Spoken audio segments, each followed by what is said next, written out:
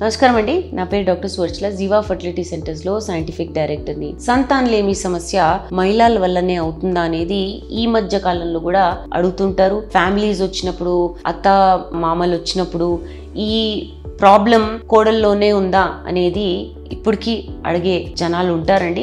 దీని గురించి డీటెయిల్గా ఈరోజు మాట్లాడదాము. సో ముందు దీని సమాధానం చెప్తాను. నో, కాదు. సంతానలేమి సమస్య ఉన్నప్పుడు కారణం భార్యాగుడిలో కూడా ఉండొచ్చు, లేదా భర్తలో కూడా ఉండొచ్చు. మోస్ట్ ఇంపార్టెంట్ ఫ్యాక్టర్ ఏంటంటే ఇద్దరిలో ఇవాల్యుయేషన్ జరిగినప్పుడు, ఇద్దరిలో టెస్ట్లు చేసినప్పుడు ప్రాబ్లం ఎక్కడుందో కనుక్కున్నప్పుడే ట్రీట్మెంట్ ఇవ్వడం జరుగుతుంది. సో కొన్ని కారణాల గురించి మనం మాట్లాడదాం. భర్తలో అయ్యే ప్రాబ్లమ్స్ అంటే పురుషుల్లో అయ్యే ప్రాబ్లమ్స్ గురించి ముందు మాట్లాడదాం. మెయిన్ గా ఏంటంటే స్పర్మ్స్ లో ప్రాబ్లమ్స్ ఉన్నప్పుడు పురుషుల వల్ల సంతానలేమి సమస్య కావచ్చు. కౌంట్ తక్కువ ఉండడం అంటే కణాలు తక్కువ నంబర్లో ఉండడము, లేదా కదలిక బాగాలేకపోవడము, లేదా ఆకారం బాగాలేకపోవడం. అంటే మా భాషలో రిపోర్ట్ ఇచ్చినప్పుడు ఒలిగోజూస్పర్మియా కౌంట్ తక్కువ ఉంది అని చెప్తాం.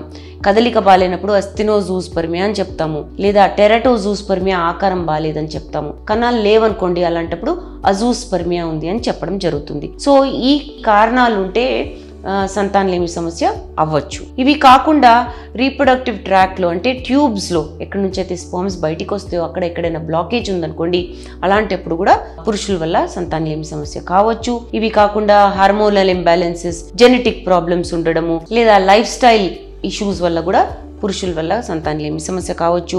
లైఫ్ స్టైల్ ప్రాబ్లమ్స్లో స్మోకింగ్ ఎక్కువ ఉండడము, ఆల్కహాల్ కన్సంప్షన్ ఉండడము, డ్రగ్ యూజ్ ఉండడము, లేదా ఎక్సర్సైజ్కి ఏదైనా స్టీరాయిడ్స్ వాడుతున్నారో అలాంటి ప్రాబ్లమ్స్ ఉండడము, ఇవన్నిటి వల్ల కూడా పురుషుల వల్ల సంతానలేమి సమస్య తప్పకుండా కావచ్చు. కొన్ని మెడికల్ కండిషన్స్, డయాబెటీస్ ఉన్నప్పుడు, థైరాయిడ్ ఎక్కువ తక్కువ ఉన్నప్పుడు, ప్రోలాక్టిన్ ఎక్కువ తక్కువ ఉన్నప్పుడు కూడా పురుషుల వల్ల సంతానలేమి సమస్య కావచ్చు. మహిళల వల్ల వివిధ కారణాల వల్ల కావచ్చండి సంతానలేమి సమస్య.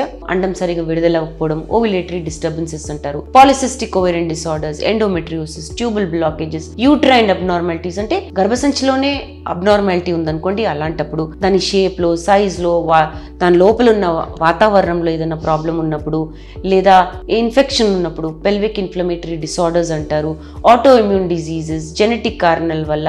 అన్నిటికంటే పెద్దది ఏజ్ రిలేటెడ్ ఇన్ఫర్టిలిటీ అంటే వయసు పెరిగే కొద్దీ ఆడోళ్ళలో అండాల నంబరు, క్వాలిటీ తగ్గిపోతుంది. అందుకనే దానివల్ల కూడా సంతానలేమి సమస్య చాలా కామన్ గా చూడడం జరుగుతుంది ఇప్పుడు. ఇవన్నీ కాకుండా లైఫ్ స్టైల్ చేంజెస్, ఈ మధ్య ఆడోళ్ళలో కూడా smoking, alcohol consumption, drug use అనేది చాలా చూస్తున్నాము. దీనివల్ల కూడా సంతానలేమి సమస్య కావచ్చు. కొన్ని కారణాలు కంబైన్డ్ కారణాలు ఉంటాయి. అంటే వైఫ్లో ఎండోమెట్రియోసిస్, పీసీఓడి చూడడము, హస్బెండ్లో కౌంట్ తక్కువ ఉండడము, ఈ కంబైన్డ్ కారణాల వల్ల కూడా మీకు సంతానలేమి సమస్య కావచ్చు. అన్ఎక్స్ప్లెయిన్డ్ ఇన్ఫర్టిలిటీ గురించి కూడా మీరు తెలుసుకోవాలి. అన్ఎక్స్ప్లెయిన్డ్ ఇన్ఫర్టిలిటీ ఏంటంటే అన్ని బాగున్నాయి, ఇవాల్యుయేషన్స్ చేసాము, టెస్ట్లు చేసాము, అండాలు బాగున్నాయి అంటున్నాము, గర్భసంచి బాగుంది అంటున్నాము, ట్యూబ్స్ బాగున్నాయి అంటున్నాము, హస్బెండ్లో కూడా అన్ని బాగున్నాయి అంటున్నాం, కానీ ఫర్టిలిటీ ట్రీట్మెంట్ చేసినప్పుడు కూడా రావట్లేదు అనుకోండి సక్సెస్. అలాంటప్పుడు అన్ఎక్స్ప్లెయిన్డ్ ఇన్ఫర్టిలిటీ అంటాము. సో ఇవన్నీ కారణాలు ఏంటో మనం కనుక్కోగలిగితే ట్రీట్మెంట్ ఇవ్వడం అనేది ఈజీగా ఉంటుంది. డిలే అయినా సక్సెస్ వచ్చే అవకాశాలు ఎక్కువ ఉంటే మీరు తొందరగా ట్రీట్మెంట్ అనేది స్టార్ట్ చేస్తే. ఇప్పుడు ట్రీట్మెంట్ ఆప్షన్స్ కూడా చాలా ఉన్నాయండి. అండాలలో ప్రాబ్లమ్స్ ఉన్నా, కణాల్లో ప్రాబ్లమ్స్ ఉన్నా, అసలు ప్రాబ్లం ఎక్కడుందో కనుక్కొని ట్రీట్మెంట్ ఇస్తే సక్సెస్ అయ్యే అవకాశాలు చాలా బాగున్నాయి ఇప్పుడు.